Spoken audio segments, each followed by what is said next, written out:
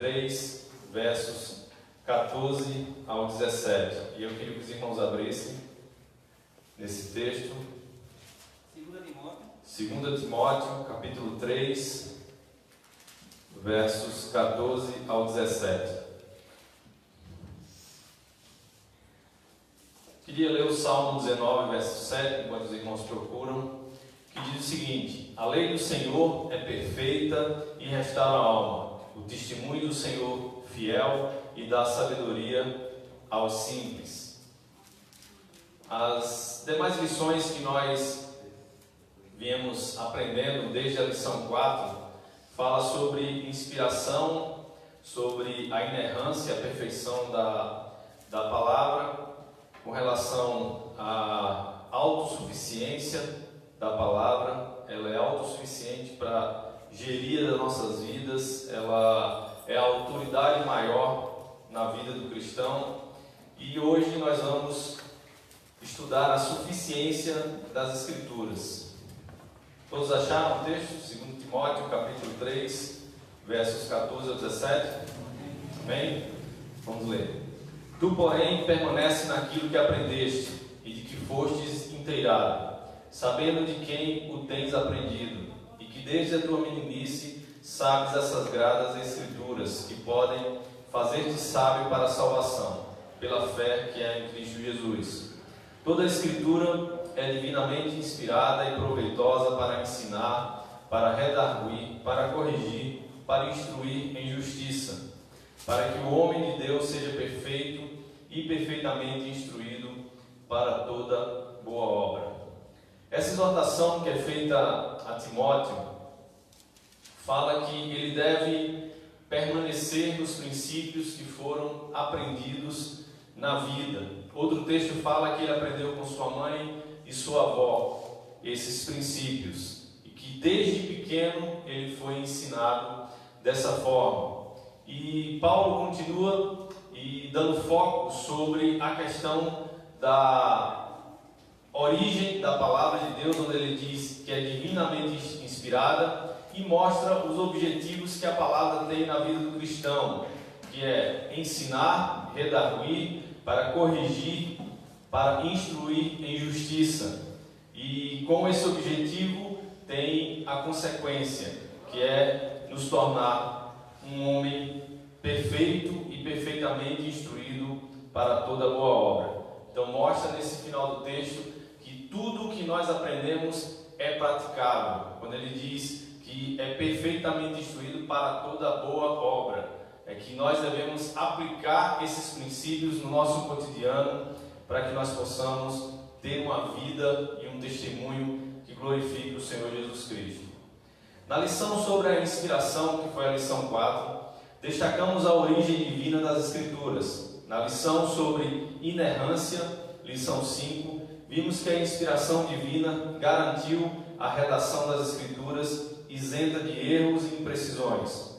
Consequentemente, o texto produzido, a Bíblia, possui autoridade suprema, como foi visto na lição 6, inquestionável e normativa em questões de fé e prática. Na presente lição abordaremos o tema da suficiência das Escrituras. O que significa suficiência? O que temos revelado nas Escrituras é suficiente para a salvação do homem? A Bíblia nos traz tudo o que precisamos saber para viver uma vida agradável a Deus, ou precisamos de revelação complementar? Podemos acrescentar alguma revelação ou essas são questões que iremos abordar. Então, a nossa lição ela tem um objetivo, o alvo dela é mostrar que a palavra de Deus na Bíblia ela é suficiente para nos dar o norte para a nossa vida, tanto nas áreas espirituais como também nas áreas naturais, nas decisões que nós temos que tomar no nosso cotidiano. O que significa suficiência das Escrituras?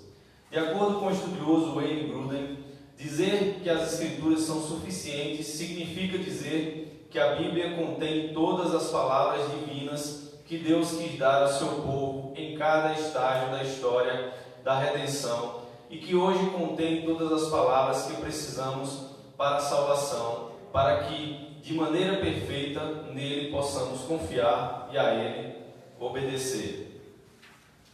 Primeira parte da nossa lição fala sobre a suficiência das Escrituras e os estágios da história da redenção.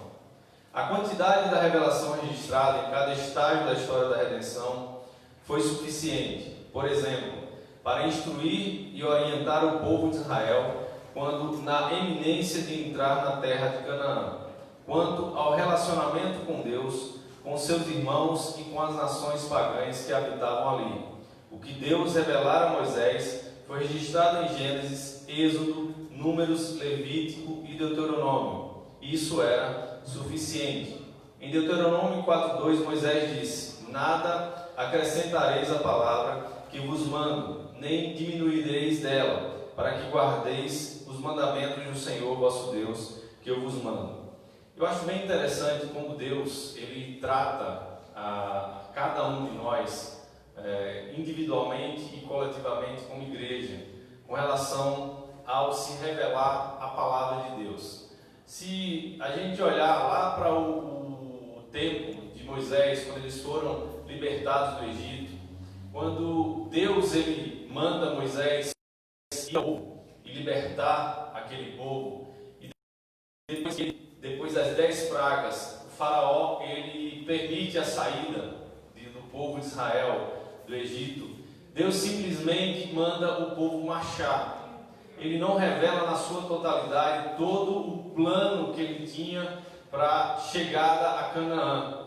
Ele diz naquele momento o que eles deveriam fazer e qual o propósito dessa marcha, que era chegar à terra prometida. Da mesma forma, nós vemos como Deus trata hoje a igreja com relação, por isso que é falado que nosso crescimento é de degrau em degrau, de fé em fé, de glória em glória. Nós, quando nascemos de novo, não aprendemos tudo de uma vez, mas esse aprendizado, e Deus gosta disso, é através de experiências com Ele. A cada dia que aprendemos a palavra de Deus e colocamos em prática, nós temos experiências com a palavra, nós temos experiências com Deus e que nos ensinam a cada dia.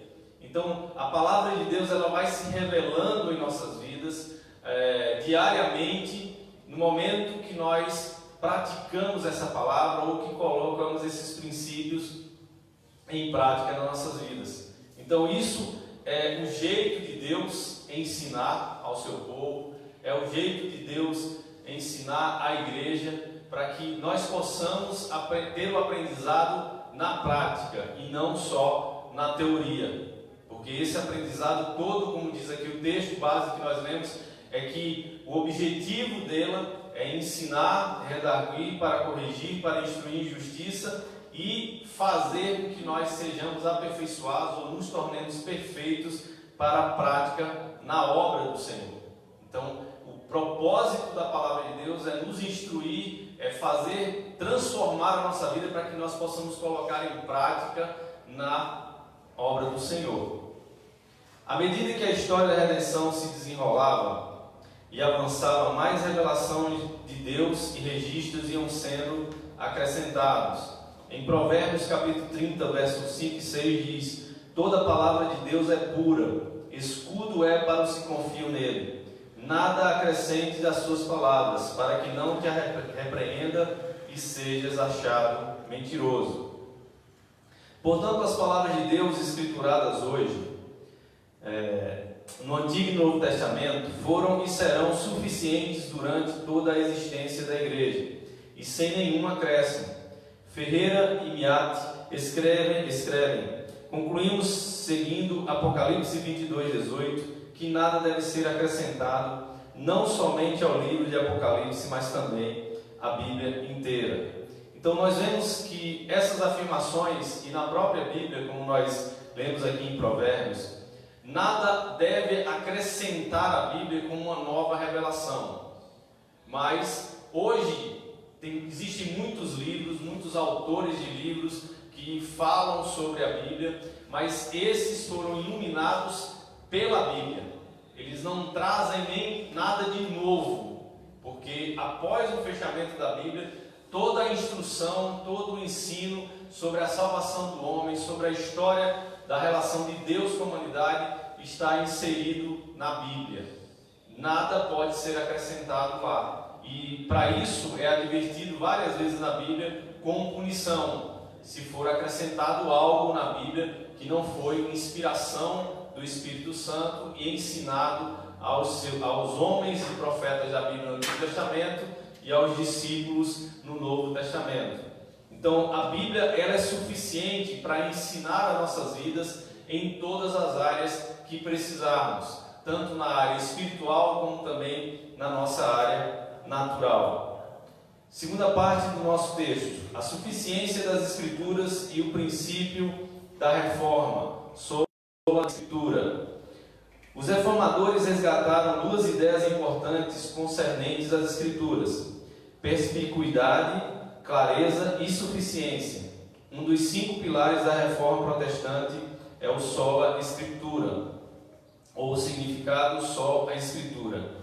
Esse princípio resume a doutrina da suficiência das Escrituras. Ferreira e Miatti dizem que sola Escritura significa que a Bíblia em si é adequada e competente para dar todas as informações necessárias para a salvação e a vida cristã. Esse princípio não descarta nem anula a importância da tradição na vida da igreja, mas reafirma que a autoridade da tradição não é igual à autoridade da Bíblia. Então a tradição da igreja ela tem que se submeter à autoridade da Bíblia, ela tem que ser formada pela autoridade da Bíblia e não ao contrário. Em todas as questões de fé, o que cremos, e a prática, o que fazemos, a Bíblia sempre será a autoridade final. Portanto, o princípio reformado, sola Escritura, ressalta que a Bíblia é suficiente e não precisa ser ampliada por novas revelações nem por entendimentos especiais de líderes eclesiásticos. Interessante, pegando essas duas partes, uma vez eu estava assistindo um debate e aquele programa Vejam Só trouxe, sempre eles trazem alguns temas principais, que é o arrebatamento da igreja antes ou depois da tribulação, e outro tema que eles chamam arminianismo e calvinismo. E eu estava assistindo esse do arrebatamento, e aí ele mostrando como a revelação sobre o arrebatamento pré-tribulação, e um dos argumentos usados por aqueles que defendem o pós-tribulação, ele dizia que é novo, esse pré-tribulacionismo era uma tese nova, né? E aí a explicação dele foi muito interessante e coube como Deus trabalha na história da humanidade e também com o seu povo, que Deus revela as coisas aos poucos. E ele deu um exemplo de, após a Idade das Trevas, onde a Igreja Católica ela trouxe toda a Escritura para o latim, onde as pessoas que conseguiam ler eram simplesmente os religiosos da Igreja Católica, e que o povo não tinha acesso à palavra de Deus. E veio Martim Lutero e fez as suas teses e baseou tudo isso sobre a questão da fé, né? Então houve uma revelação sobre a fé para aquele homem e que trouxe uma revolução que foi chamada Reforma Protestante. E aí ele usa esse argumento para explicar a questão do pré-tribulacionismo. Não é que ele era uma coisa nova, é porque Deus permitiu a visão revelando aquela tese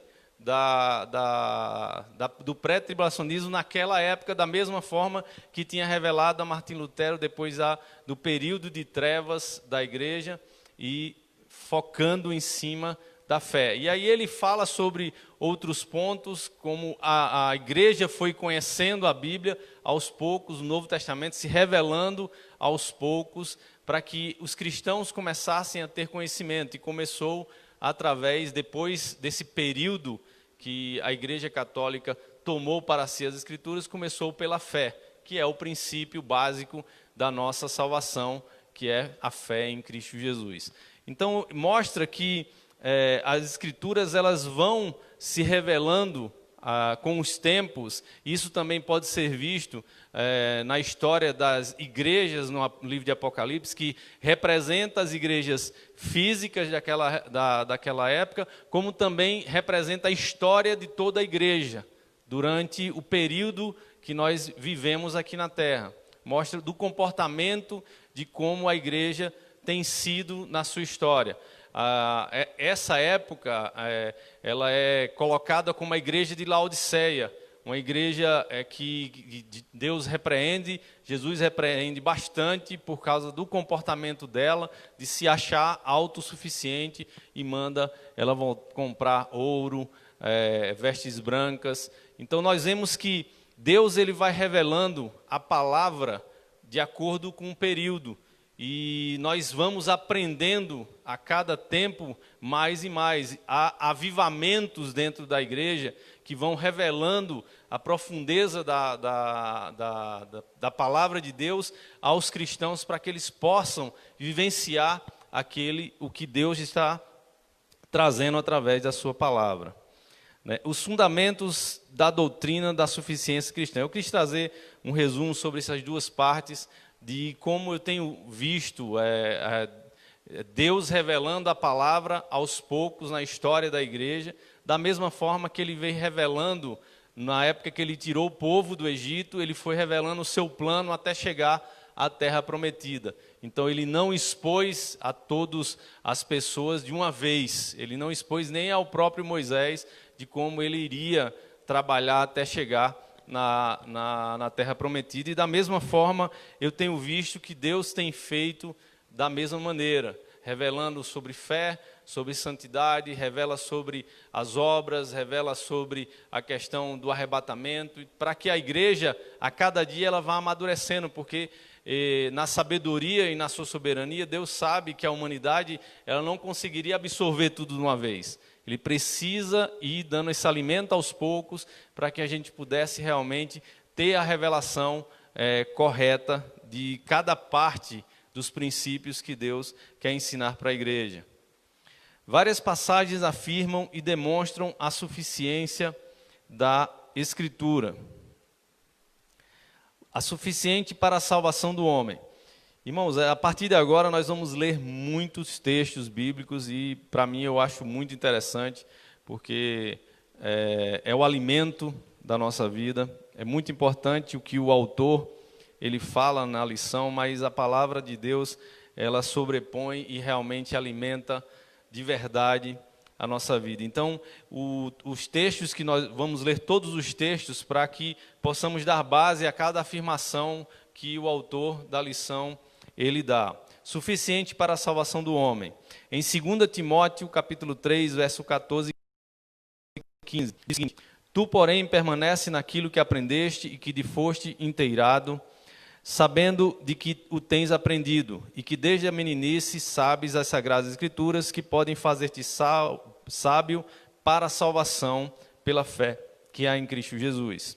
Paulo admoesta Timóteo a permanecer naquilo que aprendeu desde a infância, já mencionada em 2 Timóteo 1,5, onde diz: trazendo à memória a fé não fingida que em ti há, a qual habitou primeiro em tua avó Loide e a tua mãe Eunice, e estou certo de que também habita em ti. A partir das sagradas letras. Em seguida afirma que as sagradas letras, escrituras, podem tornar Timóteo sábio para a salvação pela fé em Cristo Jesus. O texto mostra a suficiência da Bíblia para levar o pecador à salvação. Não há necessidade de doutrina, tradições ou revelações para a salvação das pessoas, além do que Deus ofereceu graciosamente nas Escrituras. Nós vemos esse caso na cruz do Calvário entre Jesus e o ladrão que se arrependeu. Então, o princípio da salvação era a fé que Jesus era o Cristo e do arrependimento de suas más obras. E aquilo levou o ladrão a escutar de Jesus: hoje mesmo estarás comigo no paraíso. Então, Jesus garantiu a salvação àquele homem. E ele não precisou passar por tradições, nem por costumes, nem nada, mas simplesmente a fé daquele homem em Cristo, como seu Salvador, como seu Senhor, o fez ser salvo. Então nós vemos que a palavra de Deus, ela tem o princípio e ele é suficiente para daquele que crê. Tanto Tiago, capítulo 1, verso 18, diz: segundo a sua vontade, ele nos gerou pela palavra da verdade, para que fôssemos como primícias de suas criaturas. Quando o apóstolo Pedro, em 1 Pedro capítulo 1, 23, diz: sendo de novo gerados, não de semente corruptível, mas de incorruptível pela palavra de Deus, viva e que permanece para sempre. Esses dois textos falam que, pela vontade de Deus, pela soberania de Deus, ele decidiu a forma que a humanidade ela seria salva. Que mostra em Pedro que, sendo de novo gerados, ele fala agora, gerados do novo homem, não mais do velho homem, que é Adão, que tinha semente corruptível, que é do pecado, mas agora de uma semente incorruptível, vinda de Jesus Cristo, que é o segundo homem, como a palavra de Deus diz: se por um homem entrou o pecado no mundo, por outro homem entrou a salvação e a justificação. A Escritura inspirada por Deus, argumentam sobre as Escrituras a palavra de Deus como meio que Deus usa para regenerar o pecador e portanto, conduzi-lo à salvação. Então, a Bíblia e seus princípios, ela é suficiente para levar o homem à salvação. O princípio da fé em Cristo Jesus, o arrependimento dos pecados, fazem com que nós possamos ter acesso aos benefícios que Deus trouxe através da pessoa de Cristo.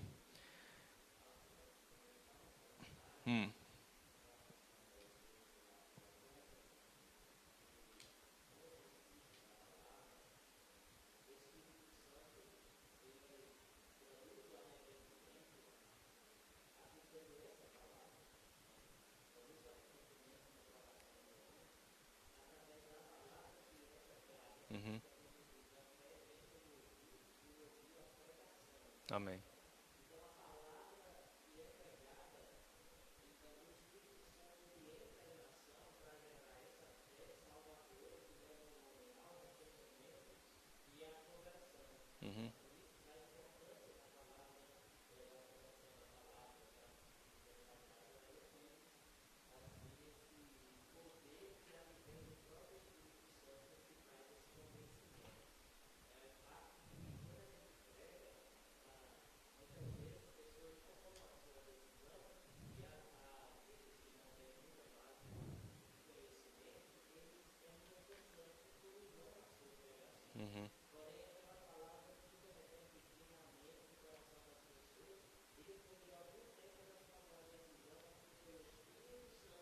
Convenceu.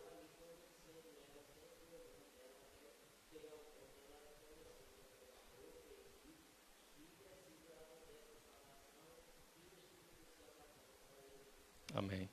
Essa parte do Espírito Santo, ela vai ser falada agora na parte C. É suficiente para o ensino das doutrinas. Por isso que eu não falei sobre a questão do Espírito Santo. Ele colocando agora como palavra, e depois ele fala sobre o objetivo da palavra, e depois fala o Espírito Santo, como ele age com a palavra na vida do ser humano. Então, a segunda parte, ela fala suficiente para equipar o salvo para o viver cristão. Então, sempre a palavra, é como ela diz, ela nunca volta vazia, mas ela vai produzir o que Deus realmente deseja em seu coração. Então, ela tem um objetivo. Ela foi lançada aos homens com o objetivo de transformar a vida daqueles que crescem nessa palavra. Então, ela muda as atitudes, o pensamento e o falar das pessoas que colocam em prática essa palavra em suas vidas. Conforme a carta de 2 Timóteo 3, versos 16 e 17, nós a lemos, mas eu vou ler novamente. Toda a Escritura é divinamente inspirada e proveitosa para ensinar, para redarguir, para corrigir, para instruir em justiça, para que o homem de Deus seja perfeito e perfeitamente instruído para toda boa obra. A Escritura inspirada por Deus além de suficiente para levar o pecador à salvação, é poderosa no sentido de qualificar e habilitar o salvo quanto às demandas da vida cristã. Então, a palavra de Deus aplicada na vida do ser humano, ela inicia a obra, como diz a palavra, aquele que começou a boa obra, esse há de aperfeiçoá-la até a vinda do Senhor Jesus Cristo. Após o novo nascimento, ela continua agindo, agora não mais no Espírito, o Espírito está pronto, foi perfeito, criado, imagem de Deus. E aí se aplica o texto de Romanos 12:2, que não vos conformeis com este mundo, mas transformai o vosso entendimento pelo conhecimento da palavra, para que possais experimentar qual seja a boa, agradável e perfeita vontade. Então a palavra de Deus, ela continua o seu trabalho, que agora é transformar a vida do homem, daquele que aceitou a Cristo como Senhor e Salvador, para que agora ele comece a mudar as suas atitudes, comece a mudar os seus pensamentos, as suas palavras. E ela age dessa forma até a vinda do Senhor Jesus Cristo, porque aí, após a vinda do Senhor Jesus Cristo, nós teremos outra transformação. A Bíblia fala que nós deixaremos esse corpo corruptível, ressuscitaremos aqueles que já estiverem mortos com Cristo, e aos que ainda estiverem vivos no dia do arrebatamento, nós seremos transformados, tanto os que morreram e ressuscitaram, como também aqueles que ainda estão vivos e verão a vinda do Senhor Jesus Cristo. Então, há uma transformação no corpo, e tudo isso consequência do primeiro ato, que foi o dia que aceitamos Jesus Cristo, que a palavra transforma a nossa vida no espírito, na alma e no corpo. Então temos a transformação plena, chegamos na plenitude da obra da salvação de Cristo em nossas vidas. A Escritura é útil para o ensino, para a repreensão, para a correção, para a educação na justiça, a fim de que o homem de Deus seja perfeito e perfeitamente habilitado para toda boa obra. A Bíblia ensina ao cristão a se relacionar com Deus. Em Tiago, capítulo 4, 4:10, ele fala o seguinte, é uma das exortações mais duras da Bíblia com relação a como nós devemos ver Deus e ver a nossa condição, para que sempre olhemos para nós como alguém que precisa ser aperfeiçoado. Adúlteros e adúlteras, não sabeis vós que a amizade do mundo é inimizade contra Deus? Portanto, qualquer que quiser ser amigo do mundo, constitui-se inimigo de Deus. Ou cuidais vós que em vão diz a Escritura, o Espírito que em nós habita tem ciúmes. Antes, ele dá maior graça. Portanto, diz, Deus resiste aos soberbos, mas dá graça aos humildes. Sujeitai-vos, pois, a Deus. Resisti ao diabo e ele fugirá de vós. Chegai-vos a Deus e ele se chegará a vós. Alimpai as mãos, pecadores, e vós de duplo ânimo purificai os vossos corações. Senti as vossas misérias, e lamentai e chorai. Converta-se o vosso riso em pranto, e o vosso gozo em tristeza. Humilhai-vos perante o Senhor, e Ele vos exaltará. Parece que Tiago está direcionando essa mensagem para pessoas que não conhecem a Cristo. Mas no meio do texto, ele diz, ou cuidais vós que em vão, diz a Escritura, o Espírito que em nós habita tem ciúmes. Ele está falando para pessoas em que o Espírito habita. E a Bíblia fala que é na igreja que o Espírito habita. Então, a igreja, com relação a quando a pessoa tenta se colocar diante de Deus como justo pelas suas obras. Por isso que ele diz que ele resiste aos soberbos, mas dá graça aos humildes. Aquele que olha para Deus e se humilha dizendo, eu não sou merecedor da tua graça, porque eu sou, na minha concepção, nas minhas obras, eu sou um adúltero, eu sou uma adúltera, eu sou amigo do mundo. Se eu, nas minhas obras, tentar me justificar diante de Deus. Por isso que no texto aqui, Tiago ele manda se humilhar diante de Deus. Ele diz, submetei-vos, pois, a Deus. Resisti ao diabo e ele fugirá de vós. Ele dá uma receita de como deve ser a vida do cristão. Ele submeta sempre a sua vontade à vontade de Deus. Resista às tentações do mundo e do diabo, para que nós possamos andar na presença de Deus como servos que ele se agrada. Então, mostra que nós devemos a cada dia fazer uma introspecção de nossa vida diante de Deus, para vermos que somos impossibilitados de agradar a Deus pelas nossas obras, se não for através da pessoa de Cristo. Por isso que há um paradoxo tão grande aqui que Tiago colocando a igreja como pessoas que, se tentarem se justificar diante de Deus, serão culpadas. Mas se andarmos sempre submissos que a pessoa de Cristo é que nos traz a excelência da graça de Deus e que através dele é que somos aceitos diante de Deus, aí sim a Bíblia fala que Deus dá graça aos humildes. Então, essa é a nossa vida. Hoje, a igreja, como eu falei, é comparada à igreja de Laodiceia, porque ela se muitas igrejas pregam que após o novo nascimento, nós merecemos o que Deus nos dá. Não, Deus nos dá pela sua bondade.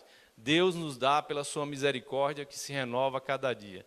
Porque se nós fôssemos analisar a nossa vida, de como falhamos diariamente com Deus, a Bíblia fala que se fosse me justificar pelas obras, eu estaria vivendo sobre a lei. Só bastava um erro para que eu fosse julgado de morte. Então, em nenhum momento eu mereço o que Deus faz por mim. Mas me submeto à sua misericórdia e bondade através da pessoa de Cristo. E aí sim, Ele derrama a sua graça, a sua misericórdia e seu amor em minha vida. Por isso que aqui diz, humilhai-vos perante o Senhor e Ele vos exaltará. O exaltará, no meu entendimento, ele não é aqui.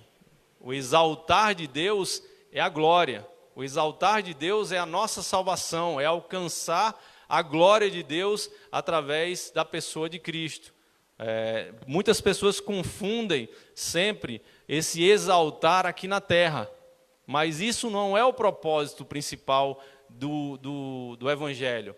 A exaltação daquele que crê em Cristo é a salvação, é você receber a coroa da vida. Essa é a exaltação que a palavra fala. Pode falar, irmão Wagner.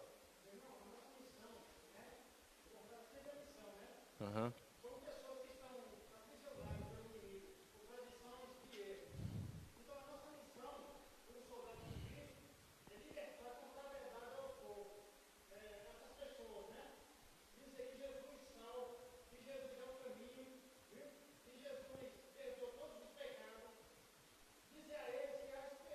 Amém. Amém.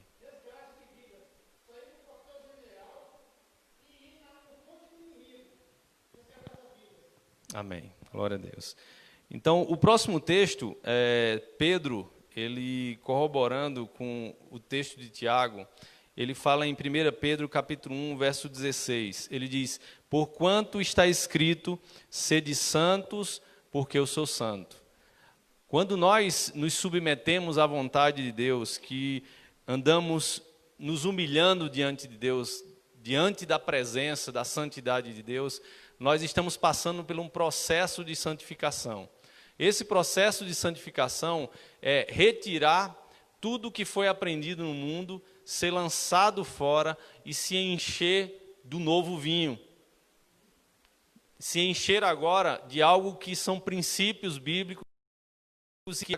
Então, no momento que eu começo a me despojar desse aprendizado do mundo, dos conceitos e tradições que eu aprendi do mundo, esse processo de santificação, ele vai nos tornando cada dia mais dependentes da graça de Deus, dependente do amor, da misericórdia e da bondade de Deus. Porque para que nós possamos ter a convivência com Deus, ou ter comunhão com Deus, a Bíblia fala que sem santidade ninguém poderá ver a Deus. Não significa que nós veremos com o nosso olho físico, mas veremos de estarmos em contato, tendo experiências, tendo comunhão com Ele, ou ver Deus em nossas vidas, ver Deus em nossas atitudes, ver Deus em nossos pensamentos, palavras e onde nos cerca. Sim, ver Deus através da sua palavra, e essa palavra transformando a vida do cristão. Aos pais sobre se relacionar, isso aqui são ensinamentos de como se relacionar com Deus, agora é se relacionar familiarmente entre os pais e filhos. Aí ele está em Efésios capítulo 5, verso 22. Não, versículo 6, capítulo 6, verso 1 ao 4, onde ele diz: Vós, filhos, sede obedientes a vossos pais no Senhor, porque isso é justo. Honra teu pai e a tua mãe, que é o primeiro mandamento com promessa, para que te vá bem e vivas muito tempo sobre a terra. E vós, pais, não provoqueis a ira a vossos filhos, mas criai-vos na doutrina e na admoestação do Senhor. Essa parte do estudo mostra que a Bíblia é, como diz aqui o tema, suficiente para equipar o salvo para viver cristão. Ele mostra aqui, como diz os primeiros mandamentos da lei no Antigo Testamento, a relação do homem com Deus, como ele deve se relacionar através dos princípios que foram colocados na Bíblia, no Antigo Testamento, que o próprio Jesus ratifica, que ele resume a 2 mandamentos: amar a teu Deus sobre todas as coisas e amar a teu próximo como a ti mesmo. Então, a relação primeira vem com Deus. Por quê? Porque precisamos do contato com Deus para que nós possamos ser transformados e sabermos lidar com os outros. Sem aprender o amor de Deus em nossas vidas, não seremos capazes de amar nosso próximo. Porque esse amor que vai nos ajudar a amar o próximo, ele é divino. É o 1 Coríntios 13. Então, ele nos ensina a amar nosso próximo. Por isso que lá em 1 João, ele coloca tão junto o amor de Deus e amor ao próximo. Ele diz que se você diz que ama a Deus que não vê, mas aborrece ao teu irmão que vê, é mentiroso. Então, precisamos ter o aprendizado do amor de Deus, e a Bíblia fala que ele derramou esse amor em nosso coração, para que nós possamos ser ensinados a amar o nosso próximo. E aqui mostra uma vivência da palavra dentro do âmbito familiar. Ele mostra como é a relação do pai com o filho. Sabendo que os ensinamentos, principalmente Provérbios, ele tem ensinamentos muito claros e que edificam muito a nossa vida sobre a relação de pai e filho, da importância do ensinamento da palavra desde a criança. O próprio Timóteo aqui é referência nisso. Ele diz, quando tu aprendesse na tua meninice, e aí em outro texto fala que foi da sua avó e da sua mãe. Então, que se preocuparam em ensinar Timóteo, e que agora, como um jovem já com entendimento, estaria usando essa palavra na sua vida para edificar tanto a ele como aos outros, e que ele tinha que ter o entendimento que essa palavra era para a sua salvação. Então, nós vemos que a palavra de Deus ela é aplicada no relacionamento com Deus, no relacionamento familiar. A outra parte onde ela é aplicada é sobre os papéis distintos do marido e mulher. Efésios capítulo 5, verso 22 ao 28. Vós, mulheres, sujeitai-vos a vossos maridos como ao Senhor, porque o marido é o cabeça da mulher, como também Cristo é a cabeça da igreja, sendo ele próprio o salvador do corpo. De sorte que assim como a igreja está sujeita a Cristo, assim também as mulheres sejam em tudo sujeitas a seus maridos. Vós, maridos, amai vossas mulheres, como também Cristo amou a igreja, e a si mesmo se entregou por ela, para santificar, purificando-a com a lavagem da água pela palavra, para apresentar a si mesmo igreja gloriosa, sem mácula, nem ruga, nem coisa semelhante, mas santa e irrepreensível.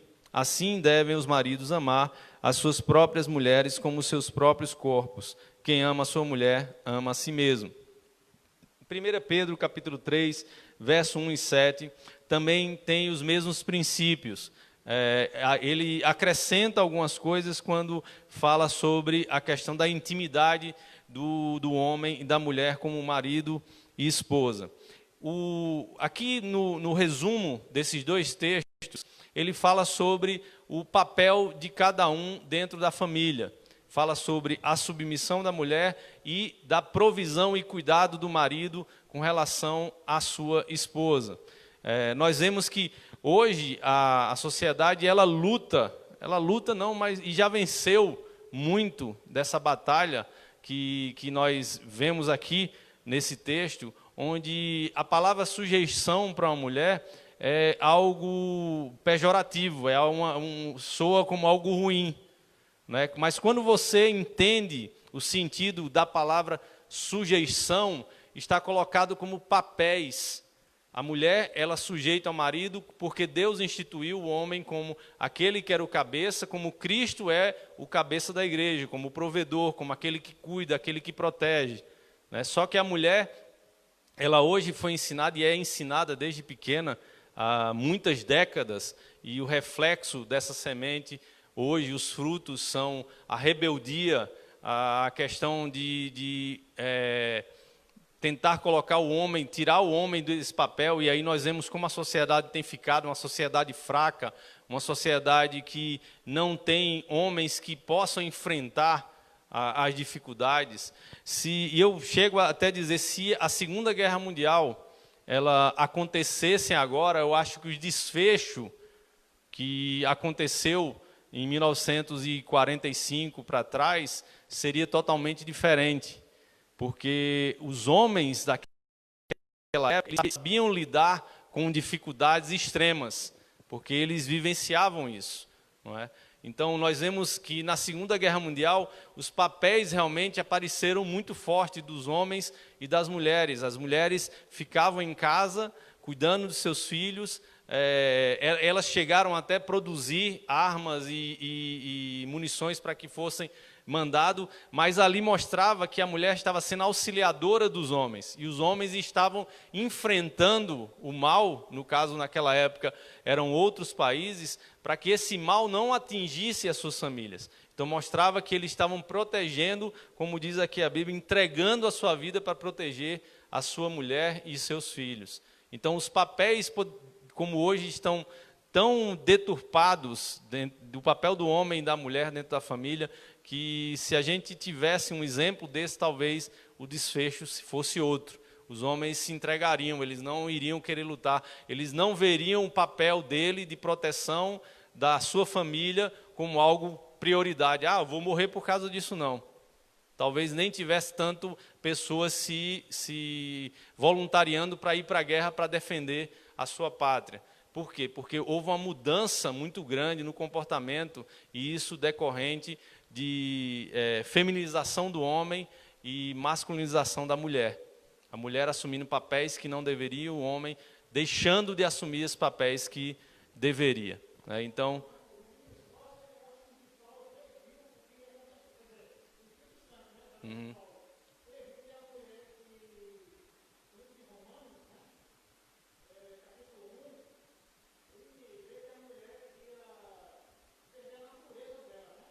como homem também.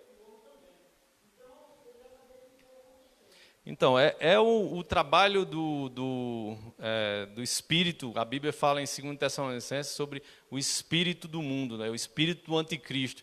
Ele já está em nosso meio. Então, é a formação ou a construção do palco para que o anticristo ele venha. E ele precisa ter o mundo favorável a todos os seus pensamentos e ideologias, para que ele seja aceito como realmente um líder mundial. Pode falar, Baixão. Uhum.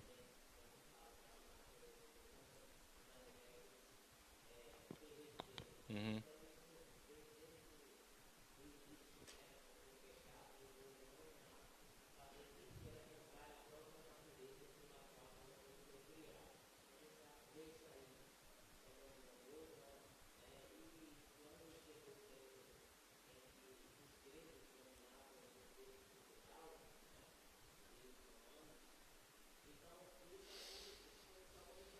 Uhum.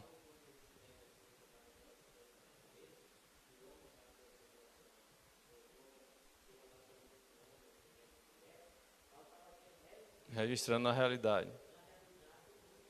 Uhum.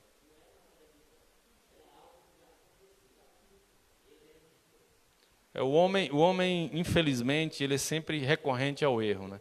Quando nós olhamos por que o dilúvio aconteceu, a Bíblia fala que Deus se arrependeu de ter feito o homem porque a sua violência e corrupção chegaram até os céus, né?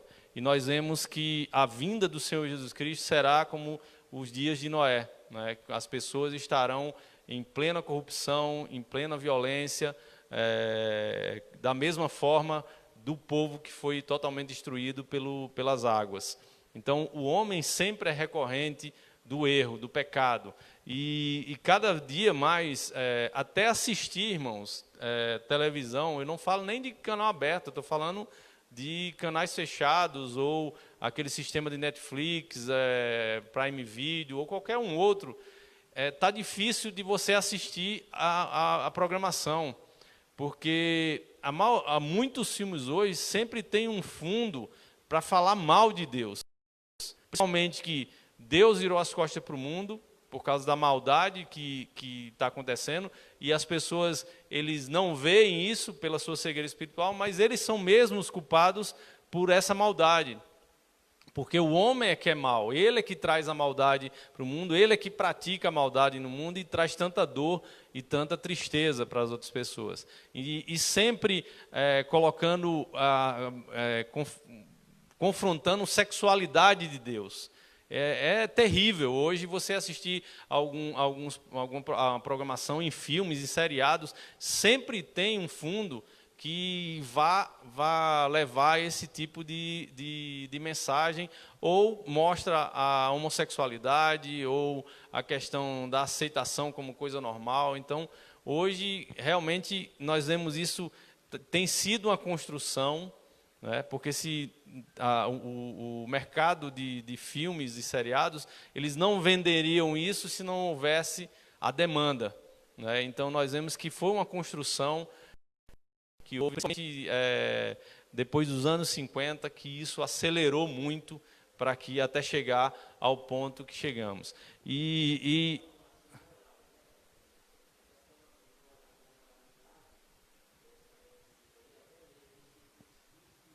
Nacionalizada? Não.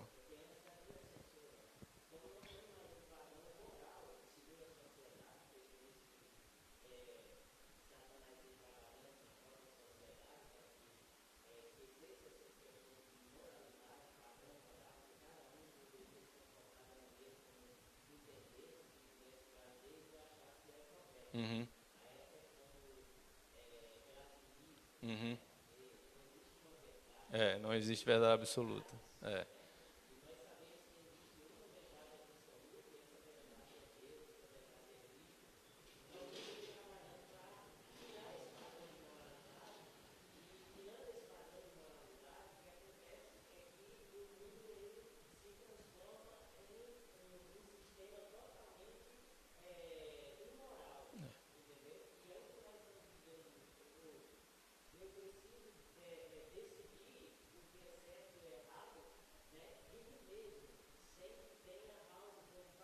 Uhum.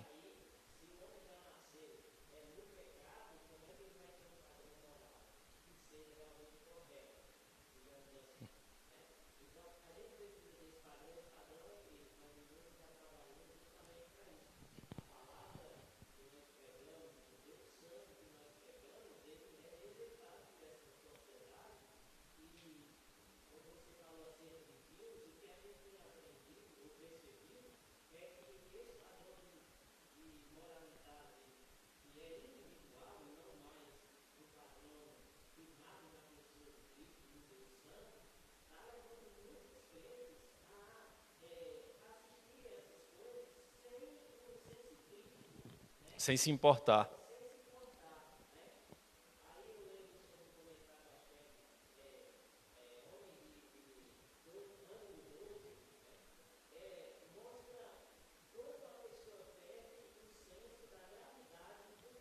Uhum.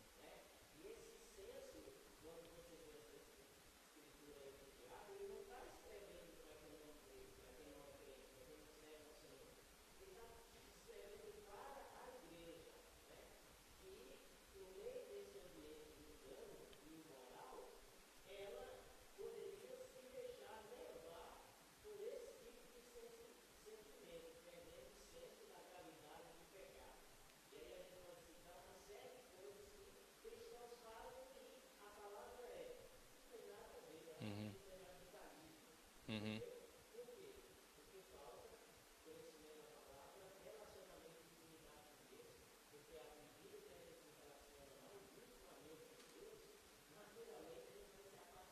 É verdade.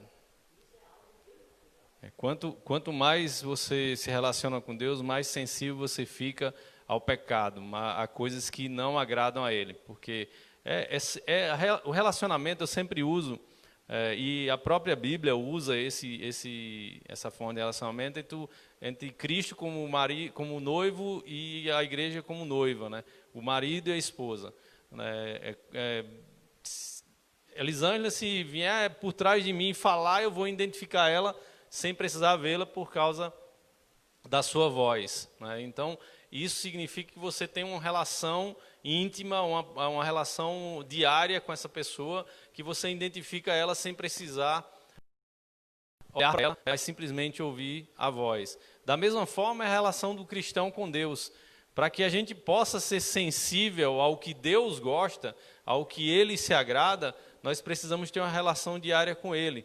Para que quando vermos algo que não nos agrada, fazemos como a palavra fala sobre Jó, se desviava do mal, você se desvia dele, você não continua andando em direção a ele, porque você vai desagradar, porque quando você tiver contato com o pecado, semana passada eu falei, o pecado é uma coisa muito forte, ele criou um problemaço em toda a criação de Deus, então não vai ser nós que vamos enfrentá-lo e passar por cima dele. Né? Então você vê todo o processo de salvação na Bíblia, desde Gênesis, quando Deus faz a sua profecia dizendo que viria um filho de uma mulher que pisaria a cabeça da serpente. Então desde lá há essa luta contra o pecado, não é?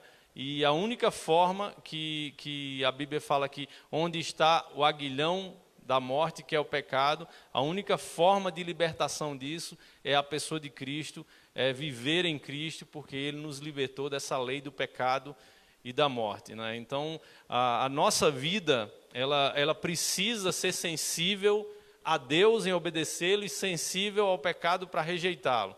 Né? E como o pastor falou, nesse mundo de relativismo, a Bíblia, ela confronta com a verdade que para o mundo não é absoluta, porque, como o pastor falou, é a verdade que me agrada mais, o que me faça feliz, né?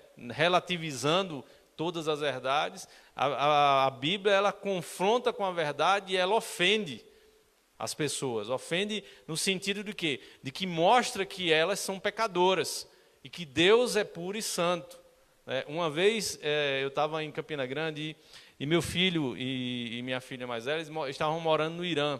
E lá, o islamismo, ele é a religião predominante lá. Né? E eles pregam contra os judeus veemente. O Irã declarou-se já inimigo mortal de Israel. E aquilo estava infectando ele. A gente estava conversando no shopping, e aí eu comecei a falar, e ele retrucando, principalmente quando se falava a questão do judeu, né? Sobre a questão que foi o povo escolhido, e a gente estava debatendo isso. E no final de tudo, a gente foi embora, e aí Deus me despertou, e no tudo eu quis mostrar para ele que Deus criou dessa forma, porque Ele é o dono de todas as coisas. Ele quis dessa forma, através da sua soberania, determinou certos princípios, e que a gente não está ali para questionar. E aí, no momento que ele foi entrar no meu carro, ele abriu a porta, eu disse, de quem é o carro? Aí ele disse, é seu. Então, de quem são as regras? São suas. Da mesma forma, Deus. Deus criou todas as coisas, Ele é dono de todas as coisas, e Ele criou as regras que nós devemos nos submeter. Então, independente de Ele gostar ou não das regras, quem determina é o dono, é aquele que criou. Então, se eu quero encontrar graça diante desse que criou todas as coisas, eu preciso me submeter a essas regras. Então,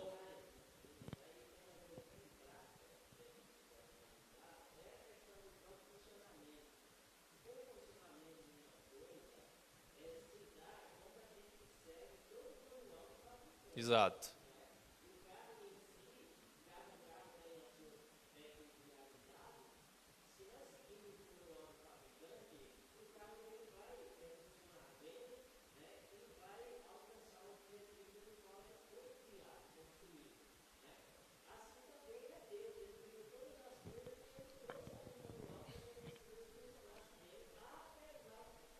Uhum.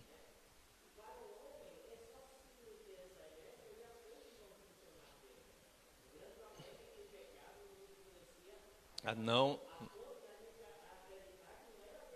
Exato. Querer inventar a regra. E por isso que cresce essa questão de não há Deus. Deus não existe. É porque quando eu penso dessa forma, eu anulo totalmente todas as regras que ele colocou, né? Eu não preciso de regras. E aí quando você vai analisar a vida das pessoas, principalmente que não têm princípios cristãos ou princípios que Deus instituiu, a vida é cheia de problemas, porque não existe regras. Ele tenta colocar na sua sabedoria, que Tiago chama de animal e diabólica, as regras na vida dele, né? Então, nós precisamos entender que a cada dia, e é isso que eu tenho visto, e ontem eu estava conversando com a Elisângela, eu disse, essa geração que dos anos 70, 80, ainda é uma geração que veio desbravando as coisas, né, aprendendo. Nós somos a geração do fax, nós somos a geração na minha área, é de pedido manual. Hoje é tudo e-mail, internet, WhatsApp, você não precisa nem sair de casa quase para poder efetuar com tudo isso. Tem, só para finalizar aqui, essa geração que eu estou convivendo com a geração de 12 anos, eu vejo como eles são acostumados a receber tudo aqui, é tudo rápido. Quando a internet cai, entra um desespero, os jovens de hoje, não é? Caiu a internet, parece que o mundo, pausa aqui o relógio e para tudo, não acontece mais nada, porque a internet caiu, para você ver como eles estão ligados, conectados realmente, fisicamente, a esse mundo. E a gente veio de outra geração que era mecânica a coisa, era uma coisa analógica, era uma coisa mecânica, a gente fazia as coisas acontecerem, né? Então, eu me preocupo muito, e eu sempre, na minha cabeça, eu tenho entrado numa consciência, que possa ser que lá na frente eu esteja enganado, mas que é uma ladeira abaixo, né? Vai morrer uma geração, onde essa geração analógica, que ensinava as coisas para esses que estão ainda nessa geração nova, e que vão desaparecer, e esses conceitos que a gente tinha de tantas coisas que eram benéficas para a humanidade se foram, não é? Então nós vemos que a cada dia que passa é como se fosse se desintegrando muitas coisas e ficando para trás, e novos conceitos surgindo, só que cada vez mais longe do que é o princípio bíblico. Cada vez mais é um ciclo que vai como se fosse esmerilhando aquilo e dissolvendo algumas coisas na sociedade que vão morrendo, como o caso que o pastor falou sobre a questão de moral. Antigamente, respeitar pai e mãe e respeitar autoridades era uma coisa que você temia, né? Era algo intrínseco em você, que se você falasse um pouco mais alto, sua mãe dissesse como é que é, dava um frio na sua barriga, porque você ia apanhar com isso, né? Então, a gente precisa entender, e eu tenho visto isso, que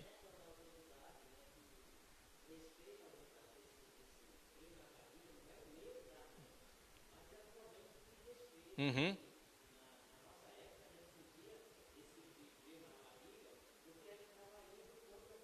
A autoridade, o reconhecimento espiritual, mesmo sem entendimento.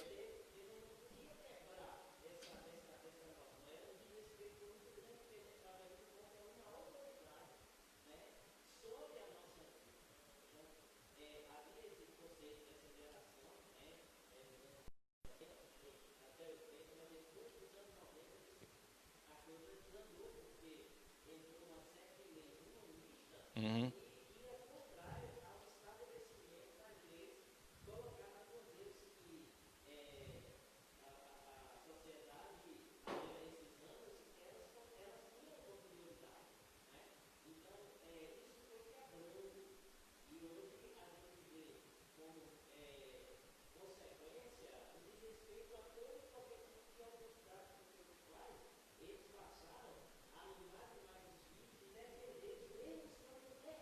Uhum.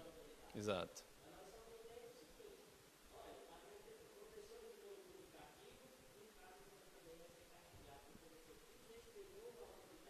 Uhum.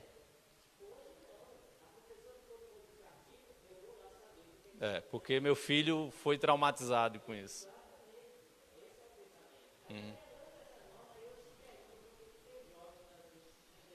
Uhum. Pode falar, irmão.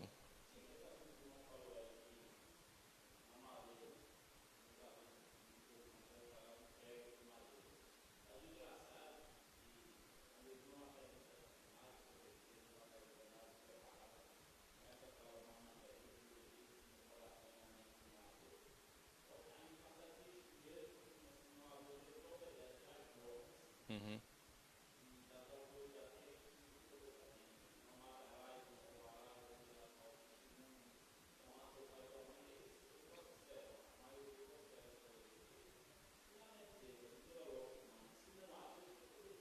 Uhum.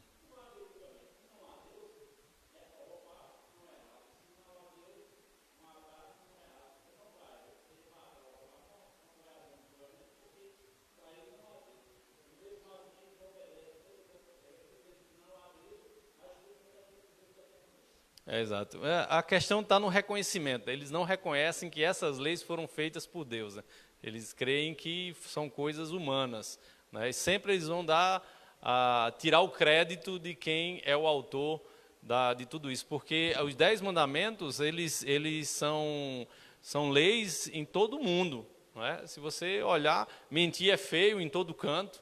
Matar é ruim em todo canto, roubar é ruim em todo canto, né? Adulterar é ruim em todo canto, apesar de ser muito relativizado hoje, mas é ruim em todo canto, não é? Porque foi colocado em toda a humanidade os mandamentos que vieram do Antigo Testamento. Irmão Wagner?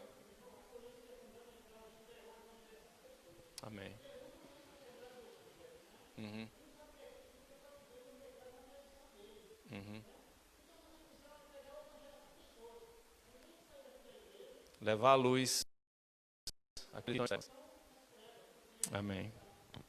Então, continuando, irmãos, falamos sobre os papéis distintos do marido e mulher, falamos sobre a relação de pais e filhos, a relação com Deus, agora a relação entre cristão e o governo civil. Romanos 13, verso 1 ao 7 diz: toda alma esteja sujeita às potestades superiores, porque não há potestade que não venha de Deus, e as potestades que há foram ordenadas por Deus. Por isso, quem resiste à potestade, resiste à ordenação de Deus, e os que resistem trarão sobre si mesmos a condenação.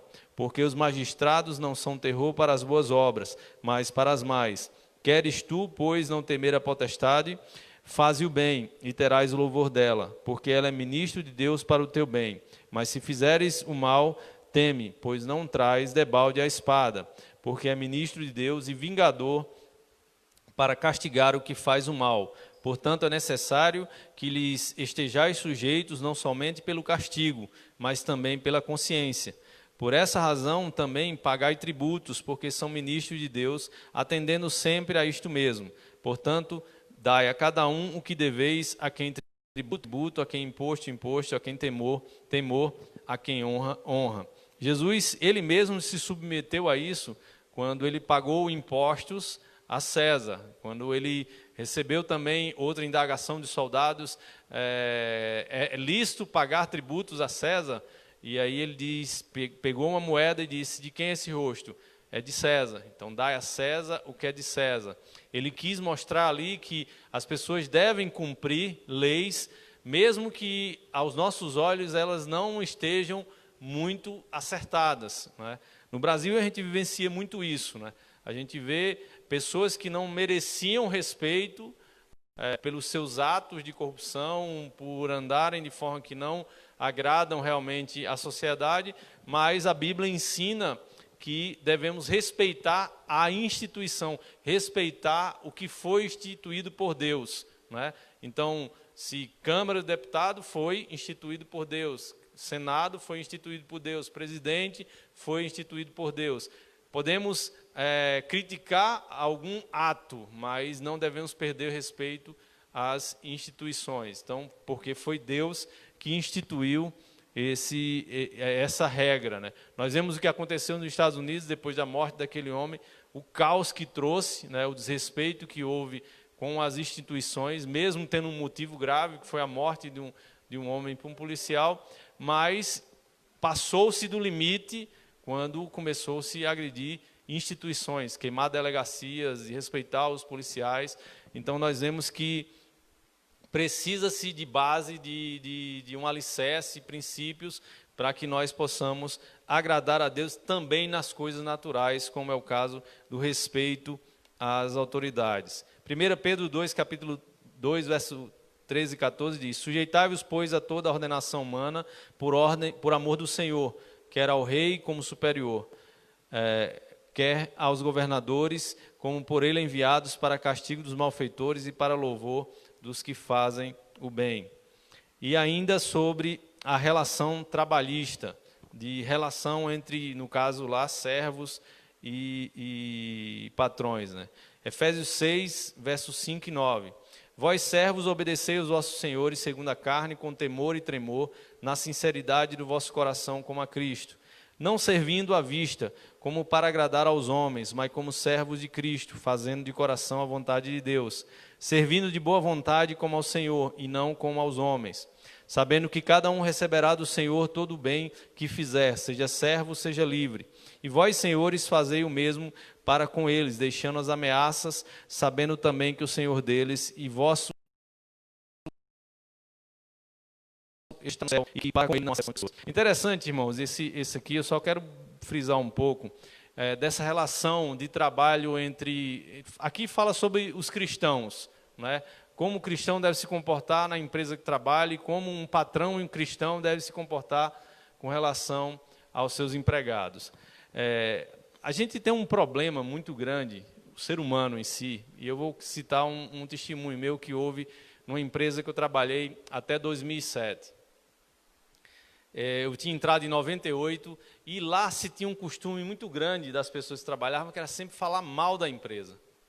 E termina você sendo infectado, e pela ser muito novo, terminei me levando, não tinha esse conhecimento da Bíblia de como eu deveria tratar a empresa que eu trabalho. E a gente sempre falava mal dela, sempre falava mal.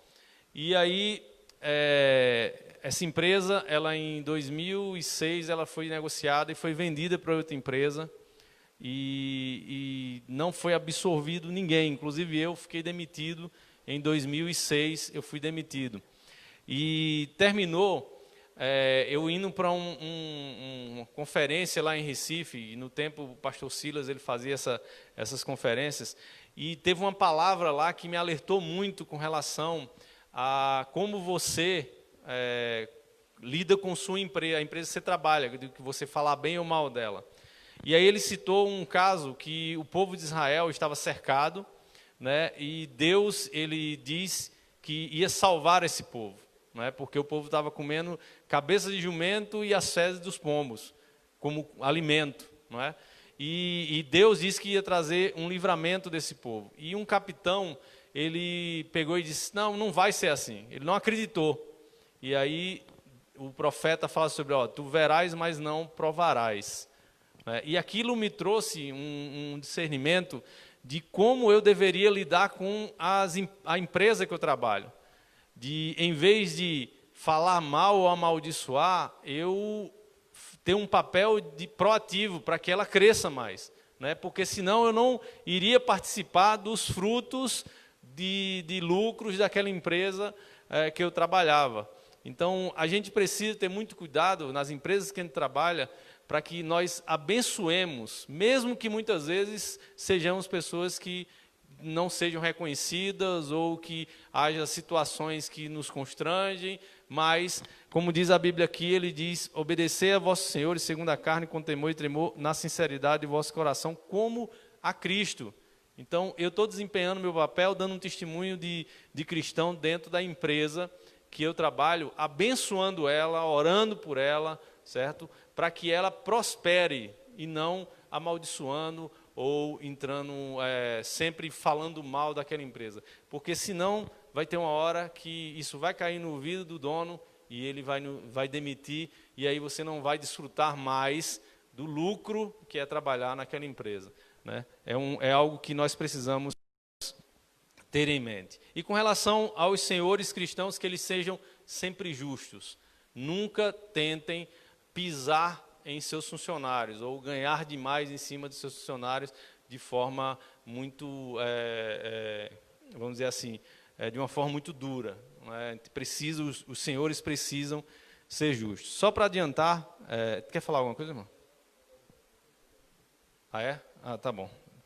Eu queria só terminar, mais 5 minutinhos, pode ser mais 5 minutinhos. Pode, irmã Aparecida, ou Margarida. Só para finalizar, porque semana que vem eu vou viajar e eu não vou estar aqui para que o irmão Sandro comece outra lição. Suficiente para o ensino das doutrinas fundamentais da fé cristã. Encontramos nas Escrituras tudo o que precisamos saber sobre Deus e seu relacionamento com a criação. Nós vemos isso em Gênesis, como Deus lidava com a sua criação, criando toda ela.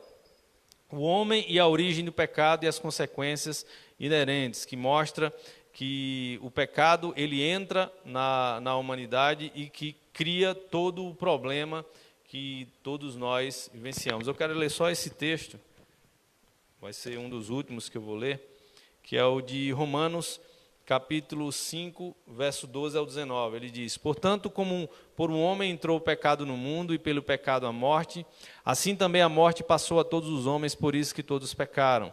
Porque até a lei estava o pecado no mundo, mas o pecado não é imputado, não havendo lei.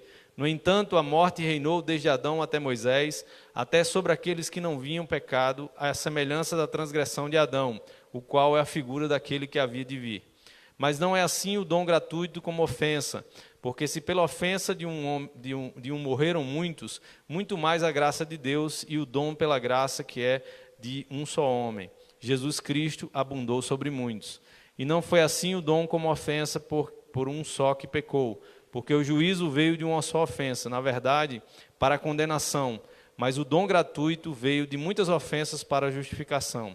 Porque se pela ofensa de um só, a morte reinou por esse, muito mais os que recebem a abundância da graça e o dom da justiça reinarão em vida por um só, Jesus Cristo. Pois assim como por uma ofensa veio o juízo sobre todos os homens para a condenação, assim também por um só ato de justiça veio a graça sobre todos os homens para a justificação da vida.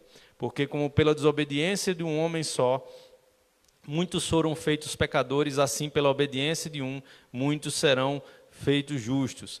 É interessante esse Romanos 5, esse texto, que dá uma simbologia do preto no branco, né? Não é? O pecado entrou e esse pecado levou toda a humanidade à condenação.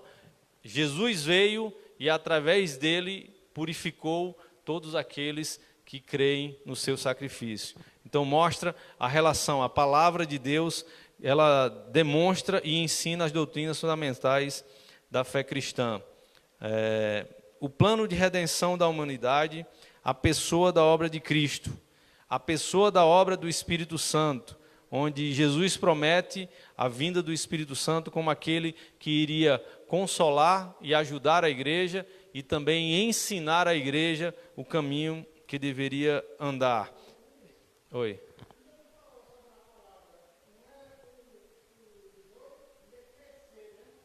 No meio do trigo. Uhum.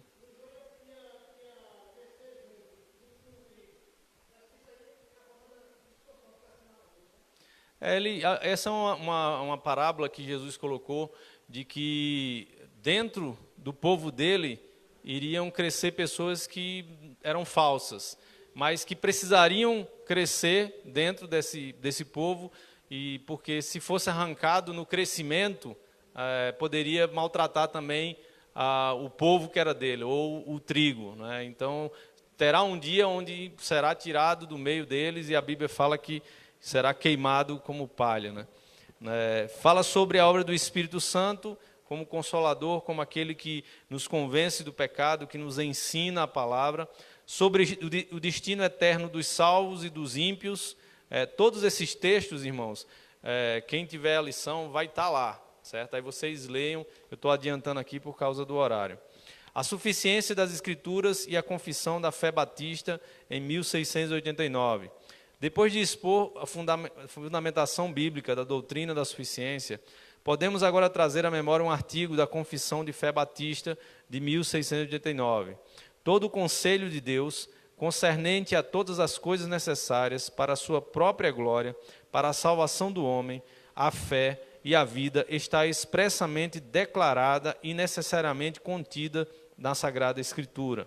A ela nada em tempo algum se acrescentará, quer por meio de nova revelação do Espírito, quer por tradições dos homens.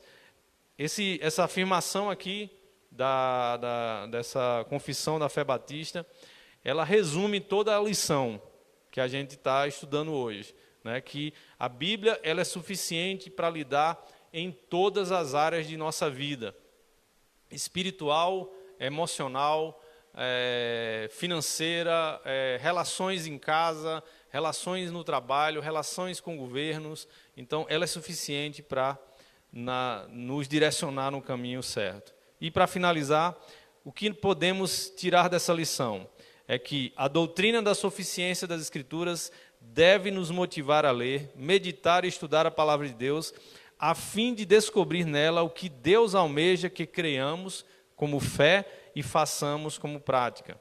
A doutrina da suficiência das Escrituras deve nos incentivar a buscar na Bíblia direção, orientação e instrução para as mais diversas situações que envolvem o dia a dia da vida cristã. A doutrina da suficiência das Escrituras nos assegura que tudo o que precisamos saber acerca de Deus e do plano eterno da salvação encontra-se revelado e registrado na Bíblia. Não precisamos de mais nada para sabermos do plano de salvação de Jesus. A doutrina da suficiência das Escrituras nos ensina que jamais devemos acrescentar nada à Bíblia, nem tampouco equiparar algo ou outro escrito a ela. A suficiência das Escrituras nos mostra que nenhuma suposta